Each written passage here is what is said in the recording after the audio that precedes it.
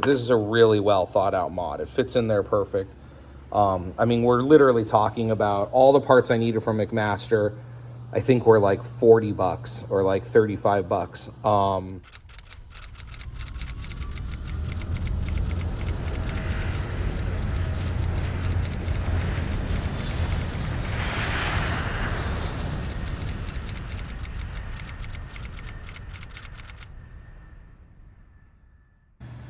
Okay, y'all, so we're getting started on brakes. So this is the Matco parking brake. Airward sells a set that comes with the brake and a mount and a push tube and all of the AN fittings and everything that you need. I'll go over this in more detail, but for right now, Les Kearney has a file that you can, a 3D print file that you can have printed. Now, he suggests printing it in ABS with an 80% infill. This was printed in just PLA. My neighbor, I don't 3D print, but my neighbor printed this for me just so I can kind of test it and have a template. And so then the valve goes here, and hold on one second, I'll show you what happens. Well, basically these bolts come through the back. Now let's see if I can do this one hand. I can probably do one of them. So these are, sorry about that. These are AN312s. So then that goes through here. And then I think I'm gonna actually switch to 13 or 14. So that way there's enough thread interaction with the bolt. But basically 2 of those go there. I'm gonna take this off again. And then this, sorry for all of it. It's hard with one hand. Again, I'll show you more of this as I do it. But then this replaces that bracket right there. So I'm gonna drill this out. And then this goes, get to the other side here. And my garage is getting pretty full. So then this goes here. The brake valve goes on top of that, and then the push rod will kind of come through here somewhere. Now, I could invert this file and have this on that side if I want the brake over there, but for now, again, I want to be able to just put something here and Cleco it in, so then I can start to size out my aluminum hard lines that are going to run through here. All right, so as I'm starting to run these brake lines, now, the plans call for your brake line to run through this hole, but since I'm going to be running a fuel return line for electronic ignition, I'm using this as my brake line, and then I will enlarge that, so I'll have my 2 fuel punch throughs. Makes bending this hard line a little more difficult. I'm going to make some of my own flex lines, but where I can run hard lines, I'm going to. They're just less prone to anything, and cheap. So this hard line was a little awkward. I'll show it to you, but basically these are not permanently tightened down yet, but they kind of point down a little bit, and then the hard line runs in there. But I'll show you so quickly also when installing this guy. I'll show you underneath here. You end up basically with this 45 degree, so you expand this hole, the flange fits through there. This 45 degree, that's not scratches, that's a rubber mallet. I had to just, there was a little bulge, you can maybe see it, I just kind of hammered this out a little bit. But basically this 45 degree line runs down kind of the gear leg, and that'll be a steel flex line. But then you have to get, you get a 1/2 inch wrench kind of in the, sorry about that. You get a 1/2 inch kind of in here, and then you can get another wrench on top here, but I'll show you what I use for that. I use these Nipex. I gotta get another set of these. These things are awesome for like squeezing rivets, because they squeeze square. They stay straight. So this is the small size. I don't know. There it is. 8603 150, whatever that means. And then they make like 3 different sizes. I'm gonna get the bigger set too. I love these things. Again, you can squeeze rivets with them if you have to.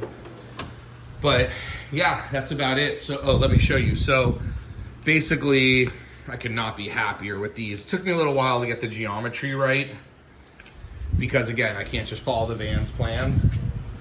And I'll show you. Oh, I might have put it away. I took some old tube and just kept bending it by hand and bending it and breaking it and bending it until I got the geometry right, and then did my final. But basically this goes kind of in here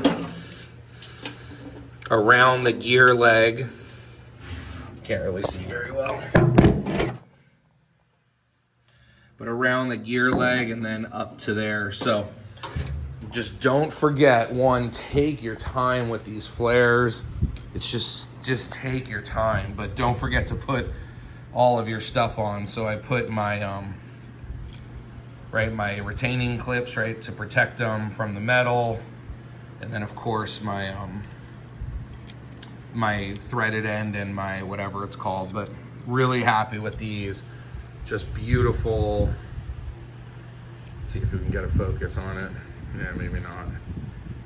But just really happy, really nice, clean ends. And I'm using the Roto Flex, or the Roto flare tool, and put a lot of oil on it. And just, you know, just take your time with it. Read the instructions on this. There's plenty of videos on how to properly use this. While it looks easy, one thing people probably don't know, and I had to watch a video to know this, is when this is, let's see if we can get a focus here. Look, when that's in the right position, that little nub comes up as a stopper. So look, when this is in the down position, you're not using the stopper, but when it's like that, the stopper comes up there. You can see it. So you push it up to the stopper, drop this down, bring this in, tighten it up, and then again, just, this has so much torque to it, you could easily over flare. So I did 5 or 6 practice flares. Even though I've used this before, it's just been about 1.5 years just to kind of get the feel of when you know it stops. So I'll flare it a little bit, back it out, put another drop of oil, flare it more, back it out, and then do like kind of the third final. Just kind of lasts a little bit there. But yeah, really happy with those. I'll get those installed, and then I'll run the hard lines up to the brake valve. Okay, so I'm happy with this. This should be a little shorter. So that's good. That sucks in close enough. Then because of this, I marked where the bottom of this cutout is. So then we gotta swoop it in sooner. And then I'm just not happy with all this. So we'll just do more of the van, just kind of the gradual bend. So we're just gonna kind of swoop it in, swoop it out, and then just bend it here until it goes back. We got another roll of tube, it's no problem. All right, so this is all starting to come together. We're not final tightened or, you know, anything yet, but I've covered this in a different video, so I'm not gonna do that now. I'm just gonna work on this. This is for the fuel pump manifold for the SDS system. So basically, I'll link to the blog that I use because he does a better job of documenting this than I did. But basically, I just created 2 brackets with angle stock. This is the 063 by 3/4. And then I've just got some scrap aluminum sheet that the fuel, here I'll show you, rests on. And then now I'm going to attach, this is gonna sit roughly like that. So I'm gonna drill the holes in the aluminum to mount to the angle brackets, and then once that's done, then I will drill those holes for this to mount to the aluminum angles. And again, like always, I'll show you when it's done, but kind of fuel and everything's coming together. Oh, one more thing since I've got you here. These from TCW came. So this is,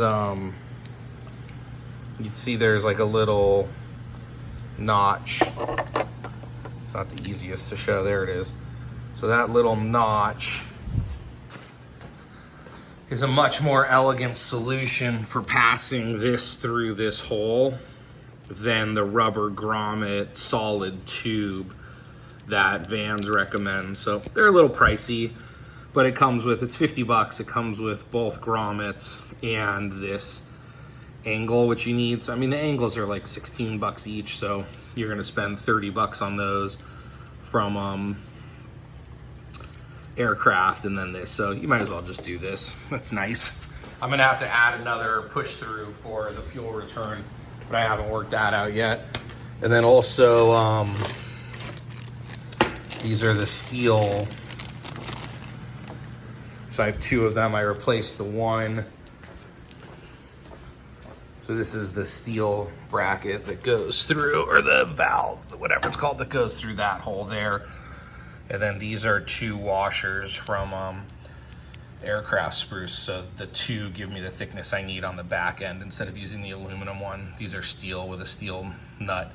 And so that'll go through there, and then I need to drill another hole because of the fuel return. All right, so let me show you how to clock an NPT fitting. When they're straight, it's not a big deal, but when they're angled, there's a little bit of an art to clocking them properly. Now, an NPT fitting means it's angled. I think I showed that in a different video. So the first thing I've done here is I've cleaned the threads with some acetone, and now I'm gonna put some form a gasket sealant on just kind of the bottom half of the threads, being very careful not to get it on the face. And then I'll come back. Actually, let me just leave the video rolling here. We'll do some editing.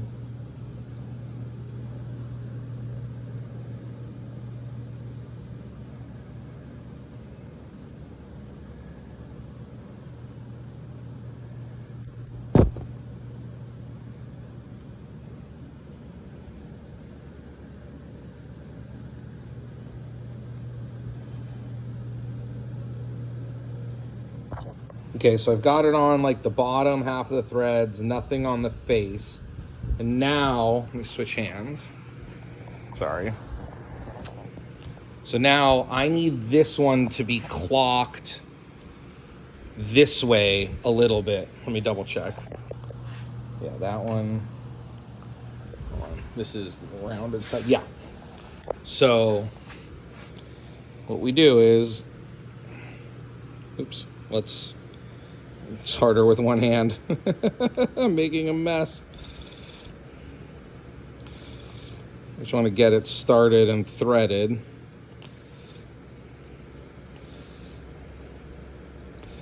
Oh, I should have gotten the tripod. Okay, so we're going to thread it by hand. And this is about perfect. I'm going to get it about to where I want by hand. And now that's perfect, because usually you like to do about 3/4 to 1.5 with the wrench. You don't want it to be crazy.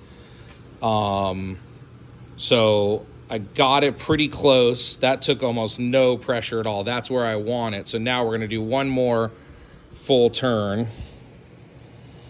I can feel it getting tighter. It's not crazy tight yet, but it's definitely tight. And now it's like, I could definitely not do one more full clock, but I only need, sorry, the camera, I only need about another 30 degrees, about another 10 degrees, and there we go. That's perfect. Now, what you never want to do is, now that we've got it in there seated, we never want to go backwards again. So I'd rather underdo it a little bit, and then I can always clock it a hair more, but that's about what I want. Let's compare it to my other one that I did earlier. Yep, those are about the right? We're just offsetting it so the brake line can go kind of up like that.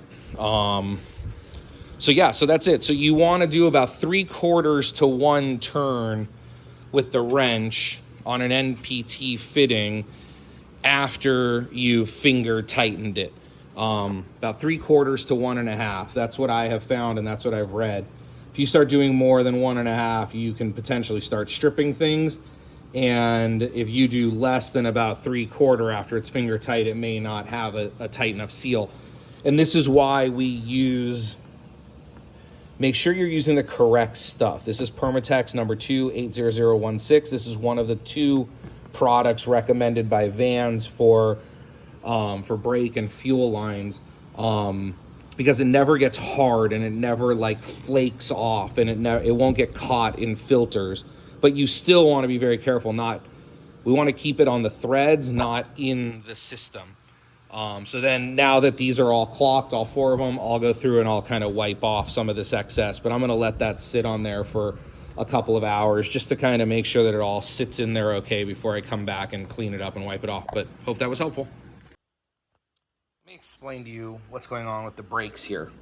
So there's a modification that you can do where you run a solid rod through the brake to help prevent drag, because the original design uses an AN6 bolt and an AN5 bolt, one on each side, which can create a little bit of side wiggle. Now again, like every modification, there's hundreds of these, thousands of them, because all the RVs use the same brake system, and they do fine. I have spoken to 2 RV10 and 1 RV4 Flyer that have had brake drag issues. Both of them had failed brakes on landing, which fortunately no injury to airplane, no injury to people. But what happens is,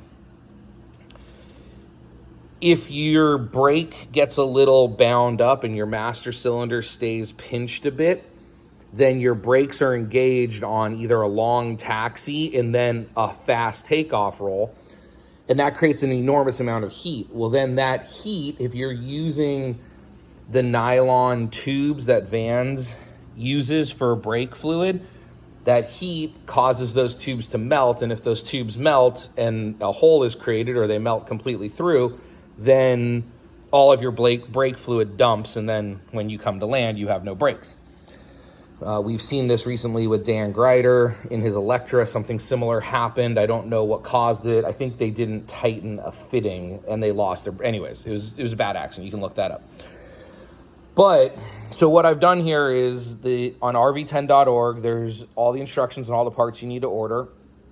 There's a collar. The reason these are JB welded, epoxied in, is there's a collar, and they're not a collar, a grommet, a bushing. And so you enlarge in the stock Vans hole, slip the bushing in, and then slip the rod through. Now, these are not perfectly 90 degrees and perfectly aligned. They're off by a couple degrees. So if you just make the hole the exact size for the bushing and then pressure fit them in and use a little epoxy, there'll be some binding. These won't line up. So what I've done is you slightly oversize the hole. I'm talking like drill the hole correct and then get in there with a Dremel and just grind it so it's slightly oversized, or if you have that precise of a drill bit selection. But so now you can see this rod rotates very freely within these bushings. So I've put JB Weld on them, and I'm letting them cure in the position they want to be cured in.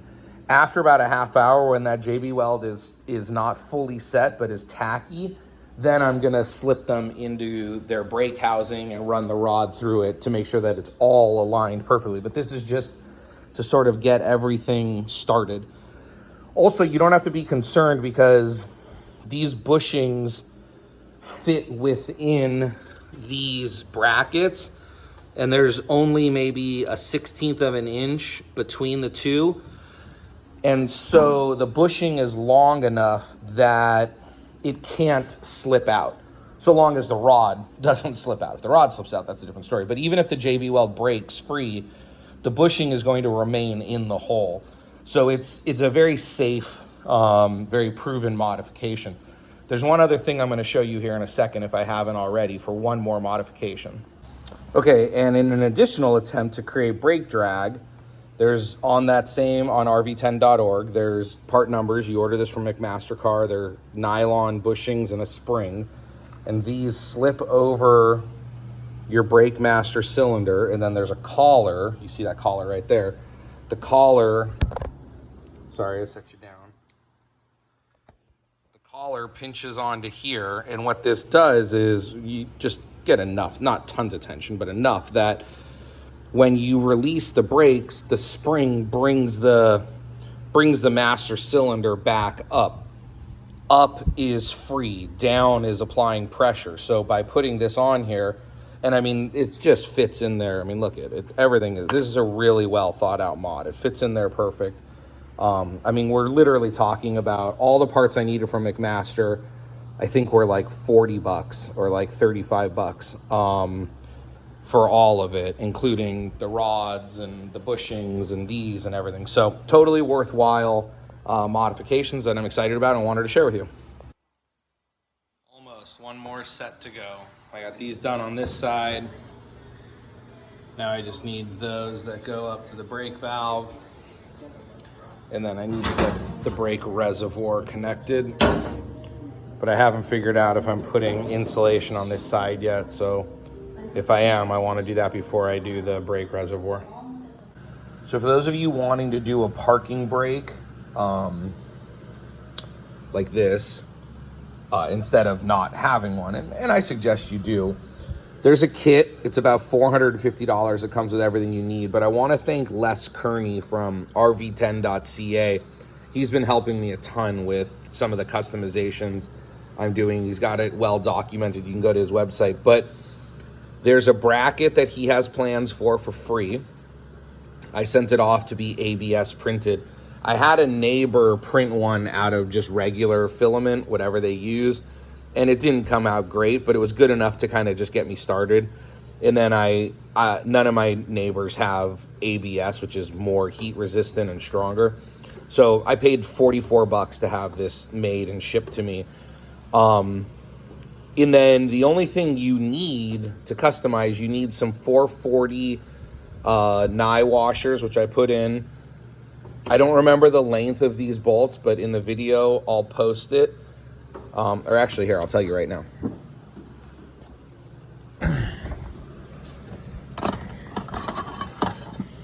These are 14s. So you need 2 AN 14s.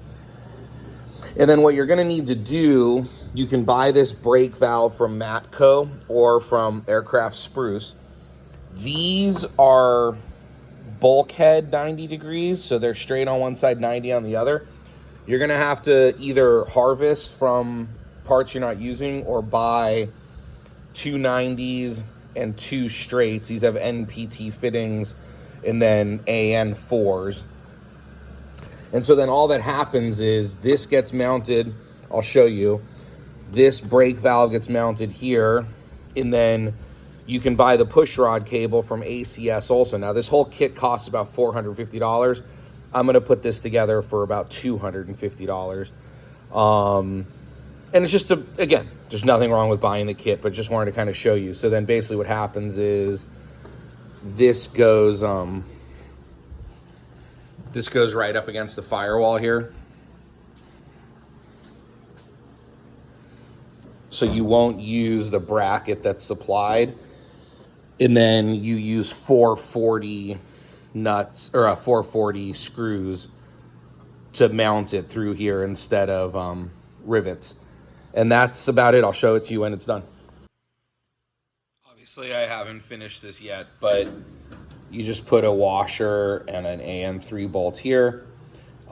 These are my lines that will connect like that. And then when I'm ready, I'll get the push rod that will come somewhere over here on my dash, on my avionics panel.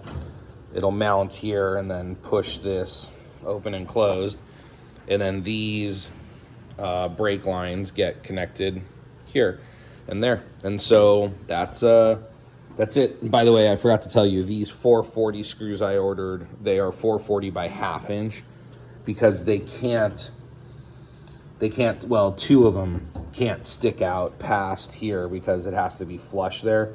I guess 6 of them can. So you could probably do 3. Now that I think about it, I probably would have done 3/4 inch for 6 of them just to get more bite. And then the 2 behind here, I would have done 1/2 inch.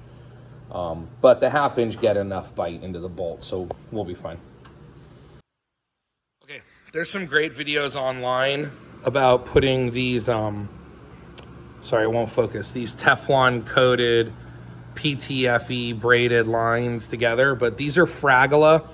I was just very happy with their website. I ordered it all through Summit Racing online, but Fragola, I found their prices to be competitive with Earl's and all the other ones.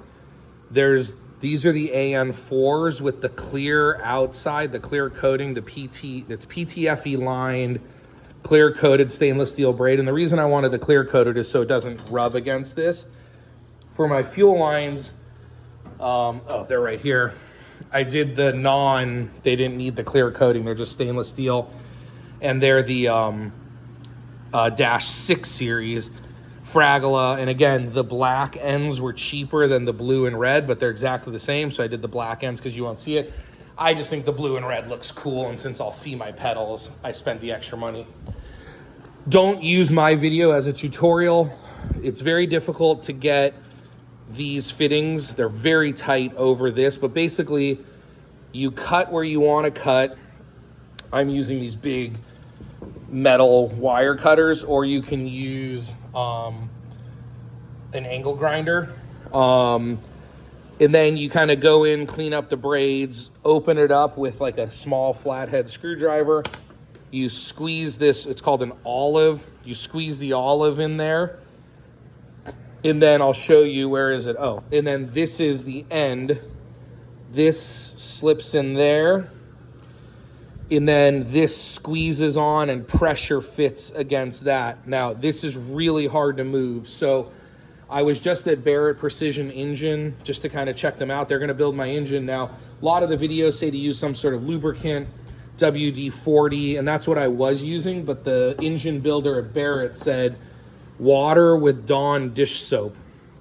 He said sometimes the oil will seize up after heat and years, but the Dawn dish soap just washes right off. So what I'll do now is I'm going to go ahead and spray some Dawn water and Dawn dish soap in there.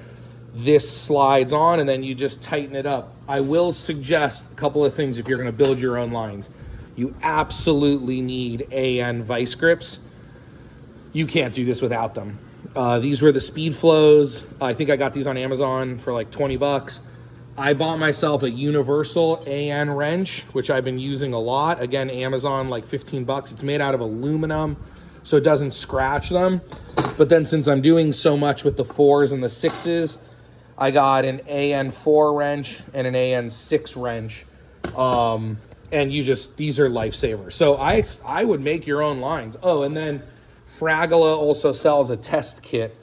So you terminate one end, terminate the other end, fill it with air, and then I spray it with soapy water and make sure that it's not leaking anywhere. And then I rinse it off and take it apart, and they're good to go. But again, not a tutorial. Vic Syracuse has a great tutorial on doing this, or just Google, building AN fuel lines, PTFE or not, whatever you're doing. But it's just a little complicated ordering everything. They're all different series. Like this is the series 6000 from Fragola. So you'll see like all of the part numbers are 6000 because they all go with the series 6000 PTFE line. And then I think they have a series 3000, which isn't the Teflon, inside, not outside, inside. And I went with Teflon because everyone says the Teflons last longer and they're impervious. It doesn't matter.